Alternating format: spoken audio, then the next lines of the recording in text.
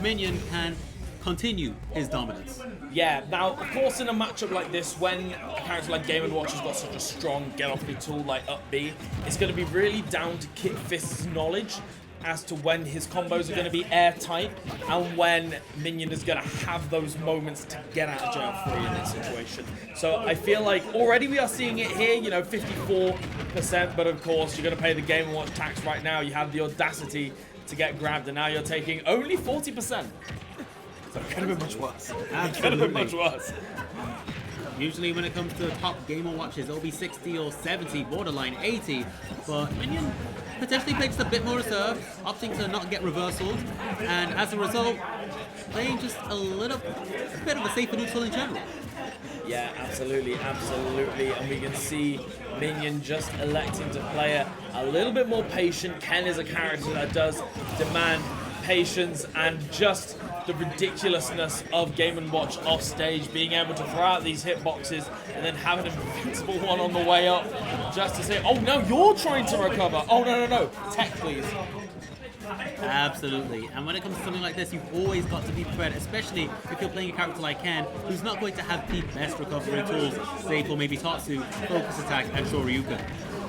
Yeah, we can see it already. This is where things get really hard. You've got to play that patient style against Game & Watch, but unfortunately when Game & Watch doesn't give you that many opportunities, you just see the damage rack up and up and up.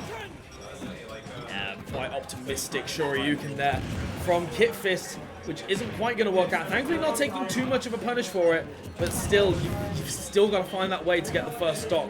And letting like Shoryuken loose like that, it kind of already puts the idea in Minion's head, and you didn't even get the stock for it. Absolutely. Right now, Minion is just slowly seeing cracks in Kitfist's neutral, because Kitfist seems to be fishing just a little bit. Those cracks of desperation are starting to show, and Minion, he sees them, he capitalizes on them, just like that.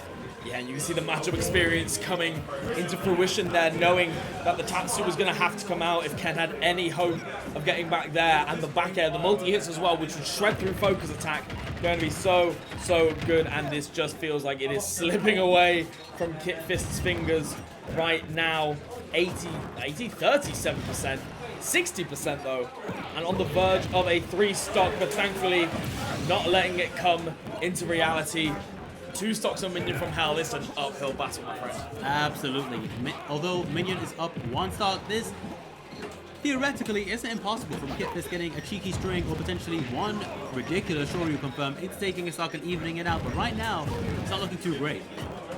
Yeah, I'm just trying to get the down smash into forward smash. Kitfist getting a small punish, but not quite getting much else off it. Just a little tippy tap with the feet and then running away from that shield. The down air so prominent in edge guarding, but a really clutch air dodge to the platform there, making sure that you're not losing a stock any earlier than you need to. Game & Watch, he is a light boy. He could die here. Surprisingly, the first time I've seen Minion from Hell with a down smash punish. Fortunately, not going to be too detrimental to the overall set. However, yep, just like that, he's going to take that first game and put a point on this board to potentially claiming this set in another 3-0. Yeah, that's really difficult for Kitfist. It does feel like Minion got that first stock and then just snowballed away with it. It's so hard against a character where you've got to pick and choose your moments wisely. You've got to make sure that you are playing as safe as possible. And when you've got that little hint of desperation, that voice in the back of your head screaming at you saying, you need to get this stock, you need to get this damage, you need to get this kill, it can just play into Game & Watch's hands so devastatingly. Absolutely, because all it takes is one unsafe approach and you're caught out with down smash, you're caught out with fair, and your stock is gone. And, well, we saw in that game, he was losing stocks. Well, he could have lost the stock to that down smash, but that whiff, barely going to stop Minion from accomplishing that. But this game, it could happen, we'll see. Yeah, absolutely, and we are going to stick to the Ken, of course. A lot of FGC players, they tend to have, you know, pretty much all of them underneath their belt. But from what I have seen, Kitfist remaining pretty loyal to Ken, which, you know what, honestly, I fully respect it. You're going to go all in with a character with this much depth, you've really got to commit to it, you know? Absolutely, and Kitfist, surprisingly not liking Kazuya. I've spoken about this with him before. He's just not a fan of the character's kit. But we'll see if the Ken has enough and has what it takes to take out this terrifying Game & Watch. Yeah, and we can see once again the start of Game 2 being very similar to its previous counterpart here, just a slight lead in the favor of Minion from Hell. However, a little conversion here, Kitfist tempting the idea of an offstage edge guard before realizing that you put 1 foot wrong in that situation. Oh no, It's hammer time. Your stock is gone, son. And although you're having a bit of a cheeky combo, yep, Shoryuu fallouts. According to Vendetta, that's good to the character, but I'm not too sure about that. I might be inclined to disagree. I would like to point out that Minion from Hell screamed "Let's go" when the up B didn't hit, which I think is both rude and a little bit toxic. I respect it. I respect it. But my man actually cheering mid-set for moves not working as they function. Thank you, Sakurai. Thank you, Sakurai.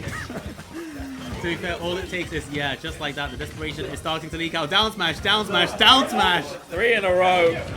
So nice you had to do it thrice. Oh, and there is a low battery right here. I'm not sure who it belongs to.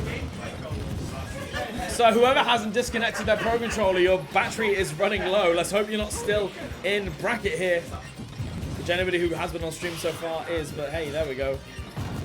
Right now, if you're Kitfist, how do you bring this back? The triple down smash had to be a bit of a, at the very least, a small momentum killer. And now, that bear, you're on your last stock. This ain't looking great.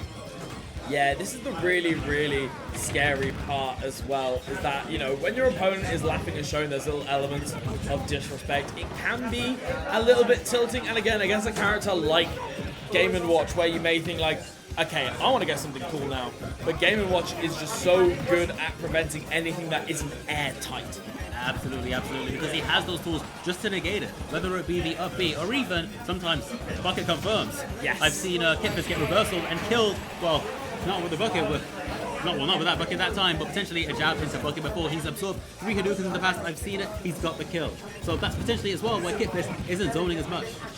Yeah, and we can just see Minion not quite managing to get that kill, giving Kit a second lease on life, but going for a lot of these down airs. I think he realizes the position that he is in and is willing to be a little bit cheekier with these confirms. However, the up B not quite going to kill all the way. Oh, don't run into it, please, I beg of you, please. There's another one channeling his inner Meister right now, and 4th time's the charm. Just like that, he enters the Avatar state. Going to take that second game, and how do you bring this back? Especially if you're a Ken loyalist, a solo Ken, and there's no doubt that Minion knows this matchup to a T. Yeah, it's a really, really difficult spot to be in. I feel like there may be an element of needing, you know, some players, they do need a minute to kind of take a deep breath, think about what's gone wrong, and then go back into it. Other players, it looks like both these players are having a good time, so they just kind of want to get back into it. We're seeing a smile from Kitfist, but there is deadness on the inside. But it's fine, as long as you don't die before the end of this top 8 right here. You got to make sure that you're still alive and kicking. Absolutely. At least watch yourself, right? Of course, of course. A reverse 3-0, it's not impossible, but you know what? He can do it. Yeah, this is the thing as well, is that it just, Ken is one of these characters where, like, under those right circumstances, oh dear me, to do that when you're down as well, like, you can tell that Minion is just having a good time. He knows the position that he's in. Oh my goodness, and just catching that air dodge away here, and the down smashes are beginning to come out once again. Don't let that happen to you. Taking 80%, a little bit more, nearly at 100 now, and being a little bit too low to recover as well. That it felt like it was right in Kitfist's hands. A 9! Oh. Yeah, this is. I'll be frank with you. This is seeming like curtains. The disrespect into the 9. What the fuck just happened? What just happened? Well, as we saw, 2 highly technical reversal 0 to death back to back. Absolutely fantastic usage and technical prowess coming out from Minion from Hell. The back to back 0 to deaths. I've never seen a Game & Watch